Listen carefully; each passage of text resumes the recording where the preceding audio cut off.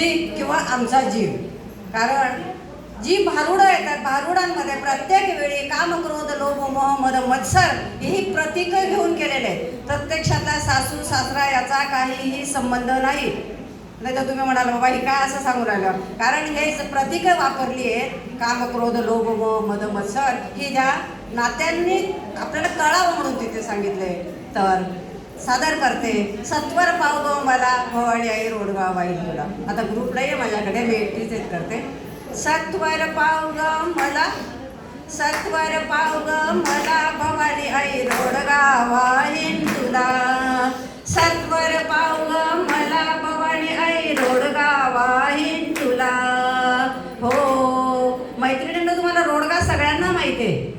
पीठ घालायचं, तूप घालायचं, दूध घालायचं, याच्यात तो रोडगा नाही त्या भगवंताला वापरायचा. आंब्याला कुठला रोडगा व्हायचा आहे, तर हा रोडगा आहे आमचा देहरूपी रोडगा तिला अर्पण करायचा आहे. कारण भारुडगा ही सगळी आध्यात्मिक प्रबोधन आणि मनोरंजन या तिन्ही गोष्टी या भारुडातून असतात. तर हा रोडगा तिला व्हायचा आहे.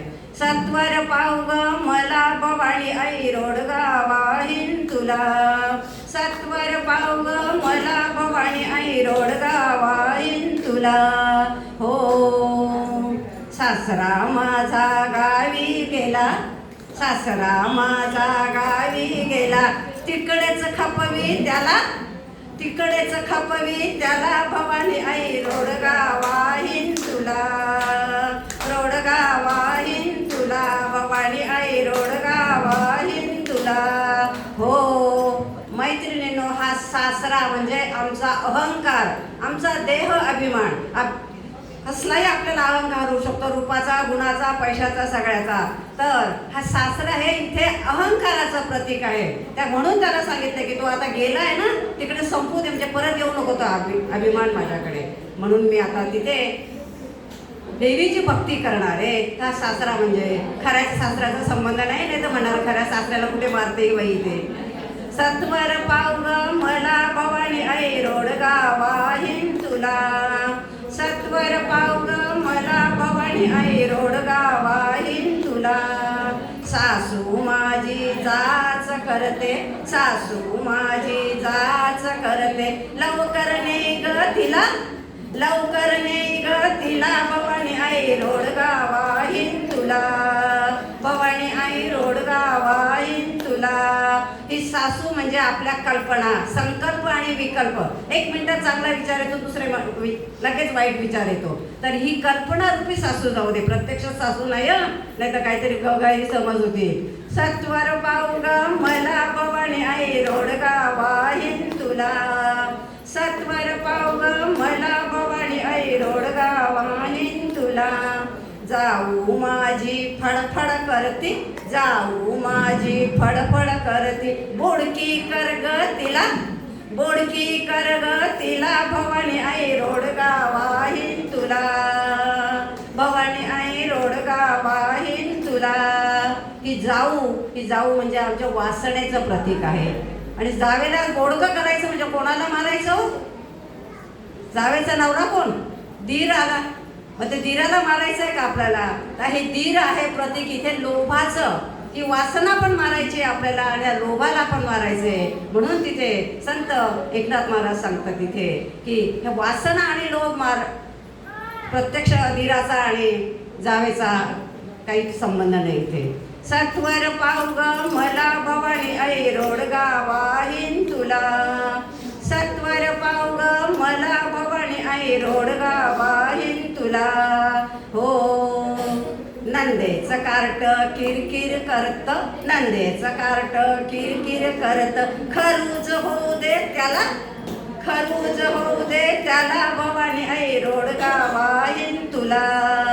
खरूज होऊ दे त्याला भवानी आई रोडगा वाहीन तुला. ही नणंद कधी आनंद द्यायचा नाही, ती नणंद. पूर्वीची व्याख्या होती ना, आताच्या नंदा जरा बऱ्या आहेत, चांगल्याच आहेत. तर ही नणंद आहे, ती नणंद सुद्धा तिथे लोभाचंच प्रतीक इथे आहे. ममता, आशा, आशा पाहिजे पाहिजे पाहिजे, मला हे हवं, मला ते हवं, मला ते हवं. आणि हे कार्ट तिचं हे आहे द्वेषाचं आणि मत्सराचं प्रतीक. बघा नणंद भावजायचं पूर्वीचं नातं तसंच असायचं. तर तेव्हा नाथ महाराज तिथे ते सांगतात की खरूज होऊ दे त्याला, ती खरूज कसली होऊ दे त्याला. तर खरूज झाली, खाजवत राहतो, समाधान होत नाही. मग ती खरूज कसली होऊ द्यायची, ती खरंच तुम्हाला नामाची होऊ दे, देवभक्तीची होऊ दे, म्हणजे त्यातून आपण मुक्त हो. म्हणून हा तिथे रूपक तिथे दिलेले नंदेचं कारक म्हणजे द्वेष आणि मत्सर.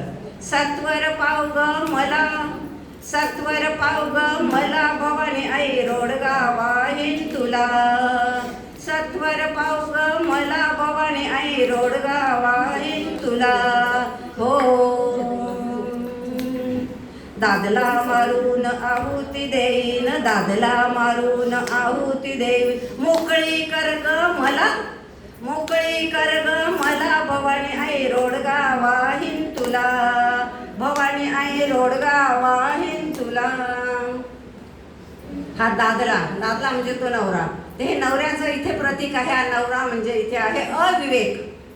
अविवेकाने न विचार करता जो काम करतो किंवा तिथे फसतो, काहीतरी नुकसान होतो. म्हणून नाथ महाराज तिथे सांगतात की हा अविवेक रूपी दादला आहे ना, त्याला मारून टाकायचंय. म्हणजे आम्ही चांगल्या विचारानेच काम करायचंय म्हणून, नाही तर प्रत्यक्षात दादल्याचा इथे काही संबंध नाही. सत्वर पाव ग मला, सत्वर पाव ग मला, भवानी आई रोडगा वाहीन तुला. सत्वर पाव ग मला, भवानी आई रोडगा वाहीन तुला. एका जनार्दनी सगळेच जाऊ दे, एका जनार्दनी सगळेच जाऊ दे. मोकळी कर ग मला, मोकळी कर ग मला, भवानी आई रोडगा वाहीन तुला. भवानी आई रोडगा वाहीन तुला. सगळेच जाऊ दे. काम, क्रोध, लोभ, मद, मत्सर जे षडरिपू आहेत, ते षडरिपू आम्हाला जे त्रास देतात, प्रपंचात पाडतात, त्या सगळ्या षडरिपूंचा तू नाश कर, असं ते देवीला ती सासूर वाशिन सून सांगते. आणि माझी आता देवबुद्धी जागी झाली आहे, म्हणून ही देहबुद्धी म्हणजे अहंकार, ह्या अहंकाराला काढून द्या, असा सुंदर अर्थ इथे एकनाथ महाराजांनी सांगितलंय. गोपाल कृष्ण भगवान की जय. संत एकनाथ महाराज की